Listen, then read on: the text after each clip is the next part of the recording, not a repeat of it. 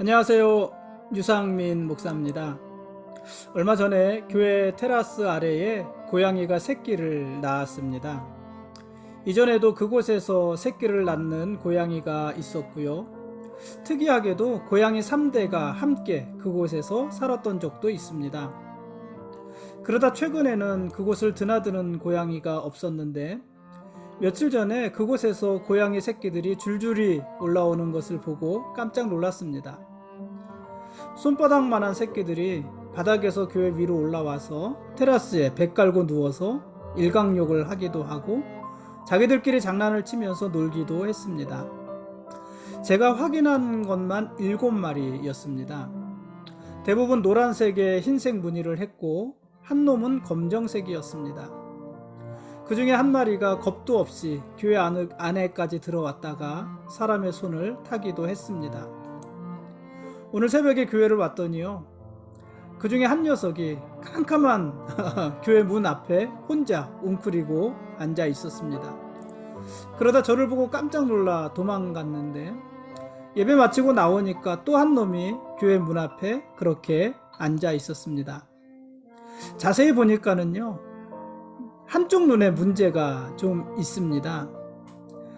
거의 한쪽 눈을 뜨지 못하고 있었는데 저는 물론 이유는 잘 모르겠습니다만은 염증이 있는 것 같기도 하고 또 그냥 눈곱이 낀 것 같기도 하고 무엇에 찔린 것 같기도 했습니다. 상처가 난 것 같기도 했습니다.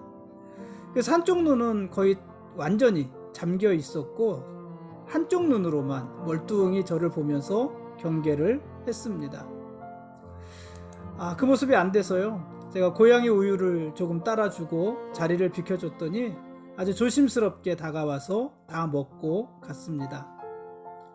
오후에 교회 오다 보니까는 테라스 아래에 그 녀석이 혼자 있는 것이 보이길래 그 나무 틈 사이로 고양이 간식 추루를 밀어줬더니 잘 받아 먹었습니다. 7마리 새끼를 낳은 어미는 등치가 아주 조그마합니다.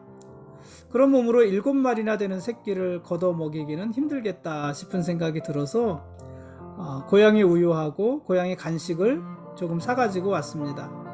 그리고 새끼들이 드나드는 입구에다 그것을 놔줬더니 알게 모르게 와서 잘 먹는 것 같습니다.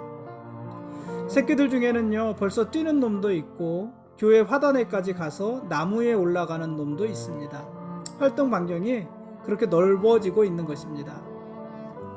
그동안 제 경험에 의하면은 길에서 고양이가 새끼를 낳으면은 어느 순간부터인가 그중 절반은 보이지 않더라고요. 아마 이 녀석들도 그렇지 않을까 이런 생각이 들기도 합니다. 그렇게 어느 순간부터 보이지 않는 놈들은 일찍 어미에게서 독립을 한 것인지 아니면 다른 일들이 있는 것인지 모르지만 아무튼 앞으로 당분간 이 7마리 고양이 새끼들이 자라는 모습을 보면서 심심하지는 않을 것 같습니다. 사람들에게 폐가 되지 않게, 그리고 사람들로부터 위협을 당하지도 않으면서 그렇게 서로가 경계를 존중하면서 같이 어우러져서 지낼 수 있으면 참 좋겠습니다. 오늘 말씀 보시겠습니다. 오늘 읽을 말씀은 요한복음 4장부터 6장까지 말씀입니다. 예수님은 니고데모에 이어서 사마리아 여인을 만나십니다. 어제는 니고데모를 만나는 장면이 3장에 있었잖아요. 오늘 4장에서 사마리아 여인을 만나는데 사실 이 니고데모와 사마리아 여인은 모든 면에 있어서 대조가 되는 사람이지요. 그 신분도 그렇고 출신도 그렇고 어쨌든 모든 면에 있어서 대조가 되는 사람인데 어쨌든 예수님은 니고데모도 만나시고 사마리아 여인도 만나셨습니다. 밤중에 예수님을 찾아온 니고데모를 진리의 빛으로 인도하셨던 예수님이 사람들을 피해서 한낮에 우물가를 찾은 이 사마리아 여인에게는 영원히 목마르지 않을 생수를 약속하십니다. 유대인들이 자랑하는 율법이나 성전, 그리고 사마리아 사람들이 자랑하는 야곱의 우물, 이런 것들은요, 사람들에게 위안을 줄 수는 있지만 근본적으로 사람들이 가지고 있는 갈증 자체를 영원히 해결하지는 못합니다. 그러나 예수님이 주시는 생수를 마시는 자는 영원히 목마르지 않을 것이다. 이렇게 주님은 말씀하셨습니다. 여러분, 기독교와 다른 종교의 다른 점이 무엇일까요?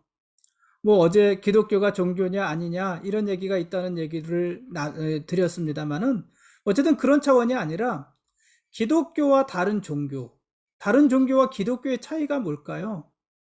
여러 가지가 있겠지만 가장 큰 차이는 누가 누구를 찾느냐의 차이가 아닐까 싶습니다. 사람이 신을 찾는 것, 사람이 신을 찾아 나서는 것, 그러다 나중에 사람이 신을 만드는 것. 왜냐하면 신을 찾아도 찾을 수 없거든요. 그래서 아예 신을 만드는 것, 그게 다른 종교입니다. 그러나 기독교는 사람이 신을 찾는 것이 아니라 하나님이 사람을 찾는 종교입니다. 하나님이 사람을 찾으시고 하나님이 사람에게 내려오신 종교, 그게 기독교라는 말이고, 그러한 것이 기독교와 다른 종교의 가장 큰 차이일 것입니다. 여러분, 다른 종교는 다 사람이 신을 찾는다고 그랬는데요. 기독교는 그럴 수가 없어요. 왜냐하면 범죄한 사람은 하나님 앞에 나갈 수 없는 거잖아요. 하나님 앞에 나갈 수 없고, 범죄한 사람은 하나님께 다다를 수도 없고, 혹시 범죄한 상태에서 하나님을 만나면 죽는 거잖아요. 그러니 사람은 하나님께 나갈 수 없는 것입니다. 그래서 하나님이 사람을 찾아주신 것입니다. 사람이 하나님 앞에 갈 수 없으니 하나님이 사람에게 오신 것입니다. 그게 기독교입니다. 이스라엘에게 성막과 성전을 짓게 하시고 그 성막과 성전에 하나님이 임재해 주셨습니다. 사람과 함께 하시겠다는 것입니다. 그리고 하나님은 아예 사람의 모습으로 성육신 하셔서 사람들과 함께 먹고 마시고 자고 생활하셨습니다. 그렇게 사람들과 함께 해 주셨습니다. 그리고 지금은요, 모든 성도들 안에 성령으로 임재해 계시잖아요. 우리들 안에 성령으로 함께 하시잖아요.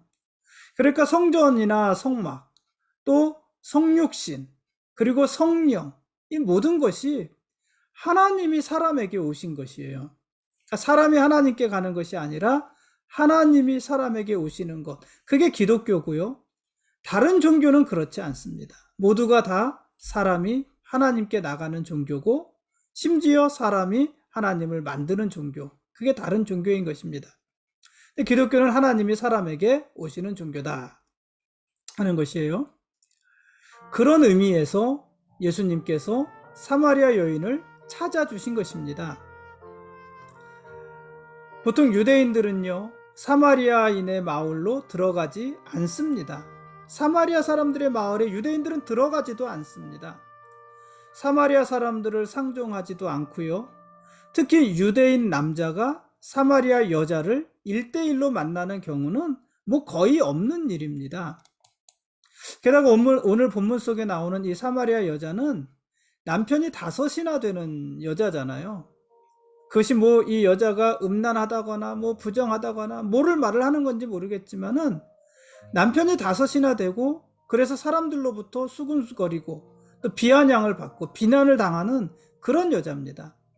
그래서 우물도 물을 기르러 오는 것도 사람들이 오지 않는 정오에 한낮에 물을 기르러 왔던 것입니다. 그런 여자를 유대인 남자가 개인적으로 만난다, 이런 일들은 거의 있을 수 없는 일입니다. 유대인의 입장에서 보면 이 여자보다 더 부정한 사람이 없는 것입니다. 어떤 유대인 남자가 이런 여자와 만나서 먼저 말을 걸고 말을 섞겠습니까? 그런데 예수님은요, 그 여자를 찾아와 주셨습니다. 그 여자를 만나기 위해서 일부러 사마리아 지역으로 들어가신 것이고, 그 여자가 나올 때까지 우물가에서 그 여자를 기다려 주신 것이고, 그 여자가 우물가에 나왔을 때 먼저 말을 걸어 주신 것입니다. 예수님이 사마리아 여자에게 다가가신 거예요. 하나님이 사람에게 내려오신 것과 같은 일입니다. 어쨌든 예수님이 그 사마리아 여자를 만나셨고 그 여자에게 복음을 전해주셨습니다. 그리고 사마리아 여자뿐만 아니라 그 지역의 많은 사마리아 사람들이 예수님 앞으로 나올 수 있게 해주셨습니다. 여러분, 우리도 그렇게 해서 예수님을 만난 것이잖아요. 우리가 예수님 앞에 나온 것이 아니라 예수님이 우리를 찾아와 주신 거예요. 그렇죠?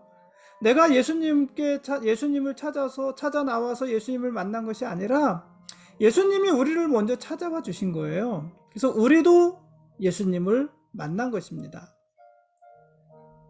예수님은 사마리아 여인과의 대화에서 특별히 예배에 대해서 말씀을 하십니다. 사마리아 여인은 예수님께 뭐라고 질문했냐면 어디서 예배를 드려야 됩니까? 이렇게 물어봤어요. 어디서? 장소잖아요. 어디에서 예배를 드려야 됩니까? 이 사마리아 여자에게는 또 다른 사람들에게도 중요한 것은 예배의 장소였던 것입니다.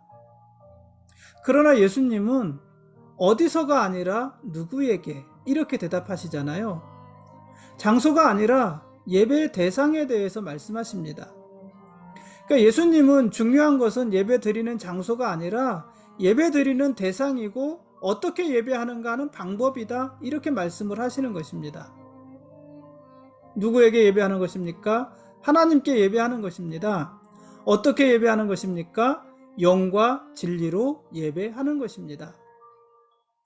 영과 진리로 드리는 예배는 오직 영이신 하나님 한 분께만 초점을 맞추면서 진리이신 예수님 안에서 드리는 것입니다. 그게 예배입니다. 그러니까 어디서 예배를 드릴까? 물론 그것도 중요하지만 그것보다 더 중요한 것이 누구를 예배할 것인가, 어떻게 예배할 것인가 하는 것이라는 얘기입니다. 그 하나님께 영과 진리로 드리는 예배, 그 예배를 하나님이 받으신다는 것이에요. 그래서 예배에서 중요한 것은 어디에서 드리느냐가 아니고 누구에게 어떻게 드리느냐, 이런 것입니다. 여러분은 어떻게 예배하고 있습니까? 예수님께서 이야기하는 동안 이 사마리아 여인은 예수님에 대한 관점이 달라져요. 예수님이 누군가, 저 남자가 누군가, 이 관점이 달라집니다. 이 사마리아 여인이 처음 예수님을 만났을 때 예수님은 누구였냐면 그냥 유대인 남자였습니다. 유대인 남자. 그러다 예수님과 이야기하면서 아, 이분이 선지자구나, 이렇게 알게 되고 마지막에는 이분이 그리스도시구나, 이것을 알게 됐어요. 유대인 남자에서 선지자로, 선지자에서 그리스도, 메시아로, 이렇게 예수님에 대한 관점이 바뀌었다 하는 것입니다. 그래서 예수가 그리스도라는 것을 알게 된 이 사마리아 여자는 물동이를 버려두고 자기 마을로 달려가서 사람들에게 예수님을 전했습니다. 그리고 많은 사마리아 사람들이 예수님께 나와서 함께 유숙하면서 예수님의 말씀을 들었습니다. 그리고 그때 사마리아인들 중에서 많은 사람들이 예수님을 세상의 구주로 믿게 되었습니다. 어쨌든 그곳에서 그렇게 이틀을 유하신 예수님은요, 사마리아를 떠나서 갈릴리로 가셔서 고향 사람들의 영접을 받으셨습니다. 그리고 가나에서 병든 이들을 살려달라는, 가나에서 병든 아들을 살려달라는 왕의 신하의 간청을 들으시고 가버나움에 있는 왕의 신하의 아들을 고쳐주셨습니다. 예수님은 가나에 계시는 것이고 왕의 신하가 예수님을 찾아 가나까지 온 것인데 누가 병들었냐면 가버나움에 있는 왕의 신하의 아들이 병든 거예요. 그 아들을 고쳐달라고 예수님께 찾아 나온 것인데 이 가나에서 가버나움까지는요 한 30km 정도 되는 거리예요. 30km. 30km면은요 먼 거리입니까, 짧은 거리입니까? 뭐 요즘에 차 타면은 뭐 금방 갈 수 있는 거리지만은 지금도 걸어서 가려고 하면은 30km면은요 꼬박 3시간, 4시간은 걸리는 거리 아닙니까? 그곳에 있는 아들을 고쳐달라는 것인데 예수님께서는요 그곳에 방문하지도 않으시고 가나에서 말씀으로만 가버나움에 있는 왕의 신하의 아들, 죽게 된 아이를 고쳐주셨습니다. 살려주셨습니다. 예수님은요 명절을 지키기 위해서 다시 예루살렘으로 가셨고 안식일에 베데스다 연못에서 38년 된 병자를 고쳐주셨습니다. 그러자 유대인들은 예수님이 안식일을 범했을 뿐 아니라 자신을 하나님과 동등하게 여겼다면서 매우 분노했습니다. 예수님은 명절을 지키기 위해서, 가장 큰 명절 유월절을 지키기 위해서 예루살렘으로 오셨지만 그러나 성전으로 가지 않으셨습니다. 그리고 예수님이 가신 곳이 어디냐면 베데스다 연못이었어요. 근데 이 베데스다 연못에는 항상 온갖 병자들이 다 모여 있었습니다. 왜냐하면 이 연못이 움직일 때가 있는데 그때 가장 먼저 그 연못에 들어가는 자는 병이 낫는다, 이런 이야기가 있었어요. 그래서 베데스다 연못 주변에는 항상 온갖 병자들이 다 모여 있었습니다. 그래서 베데스다 연못에는요, 병들어서 죽어가는 사람들의 신음소리, 또 그들의 몸에서 나는 온갖 악취들이 진동하는 곳이었습니다. 예수님이 그곳을 찾아가신 것입니다. 고상한 제사장들이 있는 성전이 아니라 병든 자들이 가득 찬 베데스다 연못으로 가셨습니다. 그리고 그곳에서 38년 된 병자를 고쳐주셨습니다. 여러분, 우리는요, 세상의 높은 자리에 앉기를 좋아하지 않습니까? 내가 세상의 높은 자리에 앉지 못하더라도 세상의 높은 자리에 앉은 사람들과 이야기하는 것을 우리는 좋아하지 않습니까? 우리 아이들도요, 우리 자녀들, 자식들도요, 기왕이면 공부 잘하고 집안도 좋은 그런 아이들과 친구했으면 좋겠다, 이런 생각하지 않으십니까? 그러나 예수님은 그러지 않으셨습니다. 예수님의 마음은 그렇게 높은 사람들, 부자들, 잘 사는 사람들, 그들에게 있지 않았습니다. 예수님의 마음은요, 병들고 약한 자, 소외된 자, 그들 속에 있었습니다. 이사야서 61장 1절 2절은 오실 메시아가 어떤 분인지 이렇게 예언을 합니다. 주 여호와의 영이 내게 내리셨으니 이는 여호와께서 내게 기름을 부으사 가난한 자에게 아름다운 소식을 전하게 하려 하심이라. 나를 보내사 마음이 상한 자를 고치며 포로된 자에게 자유를, 갇힌 자에게 노임을 선포하며 여호와의 은혜의 해와 우리 하나님의 보복의 날을 선포하여 모든 슬픈 자를 위로하되. 이게 오실 메시아의 모습이에요. 이 일을 위해서 예수님이 오셨다는 것입니다.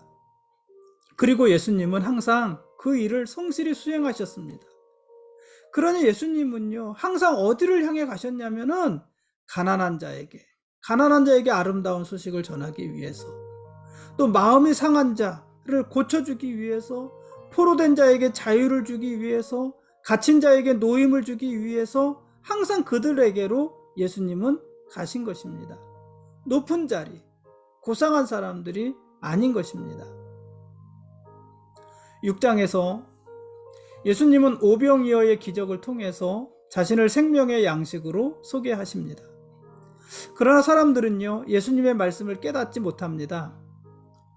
예수님은 풍랑이 있는 바다를 걸어서 제자들에게 오기도 하셨고 풍랑을 잔잔하게 하기도 하셨습니다. 그리고 제자들과 함께 가버나움으로 가셨고 그곳까지 찾아온 무리들을 향해서 썩을 양식이 아니라 영생하도록 있는 양식을 위해 일하라, 이렇게도 말씀하셨습니다. 영생의 떡, 생명의 떡, 그가 바로 예수 그리스도라는 것입니다. 그러므로 예수님께 나오는 자는 결코 줄이지 않을 것이고 예수님을 믿는 자는 결코 목마르지 않을 것입니다. 이것이 주님이 스스로 가르치신 말씀입니다. 지금까지 요한복음 4장부터 6장까지 말씀에 대한 길라잡이였습니다. 내일 읽을 말씀은 요한복음 7장과 8장 말씀입니다. 자신을 참된 양식과 음료에 비유하는 예수님의 가르침에 대해서요, 제자들은 어려워했고 많은 사람들이 그 사실을 받아들이는 것을 불편해했습니다. 그래서 결국 그들 중에, 예수님을 따르는 사람들 중에 많은 사람들이 예수님을 떠나갔습니다. 그러나 예수님을 그리스도로 믿는 12제자는 물론 예수님 곁을 떠나지 않았습니다. 여러분, 예수님의 말씀을 듣고 그 말씀이 불편해서 예수님을 떠나는 사람들도 있고, 예수님의 말씀을 듣고 그 말씀이 믿어진다기보다 이해가 되지 않는 부분도 많고 불편하지만 그래도 예수님 곁에 여전히 남아있는 사람도 있는 것입니다. 많은 사람들이요, 예수님을 따랐습니다. 어떤 사람들은요, 예수님을 유다의 왕으로 세워야 된다고 유다의 왕으로 세우려고 하는 사람들도 있었습니다. 그러나 그들이 모두 예수님을 그리스도로 구세주로 믿는 것은 아닙니다. 심지어 열성적으로 예수님을 따르던, 가장 열성으로 예수님을 따르던 예수님의 12제자들, 그들 중에도요, 예수님을 팔아먹을 자도 있는 것이잖아요. 그리고 지금 예수님을 향하여 환호하는 이 사람들이요, 그들 중에는 예수를 십자가에 못 박아 죽이라고 소리칠 자들도 있는 것입니다. 항상 많은 사람들이 예수님을 따랐지만 그들 중에는 자기들이 듣고 싶은 말씀을 듣고 자기들이 원하는 기도를 응답받고 자기들의 뜻을 이루기 위해서 예수님을 따르는 자들도 많이 있습니다. 이런 사람들은 예수님이 자기들 생각대로 움직여주지 않으실 때 예수님을 떠나는 것입니다. 그리고 예수님을 환호하던 모습에서 돌이켜서 예수님을 죽이라고 소리치는 자들이 되는 것입니다. 여러분은 어떠십니까? 예수님이 제자들에게 물으십니다. 너희도 가려느냐? 이 말에 대해서요, 여러분은 뭐라고 대답하시겠습니까? 너희도 가려느냐? 마음에 들지 않는다고 너희도 가려느냐? 마태복음 22장 14절에서 예수님은 이렇게도 말씀하셨어요. 청함을 받은 자는 많되 택함을 입은 자는 적으니라.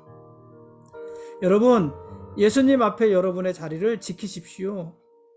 교회에서 여러분의 자리를 지키시고 가정에서 여러분의 자리를 지키십시오. 싫다고 떠나지 말라는 거예요. 불편하다고 떠나지 말라는 거예요. 여러분의 자리를 지키시면서 예수님의 마음으로 구별된 삶을 살아가십시오. 여러분, 주님께서 가신 그 길이 생명의 길입니다. 살리는 길입니다. 우리는 그 길을 따라가는 사람들인데 포기하지 말고 끝까지 그 길을 따라가는 사람들이 됩시다. 오늘 여기까지 하겠습니다. 예수님이 우리의 왕이십니다. 그리고 우리는 그분의 거룩한 백성들입니다. 고맙습니다.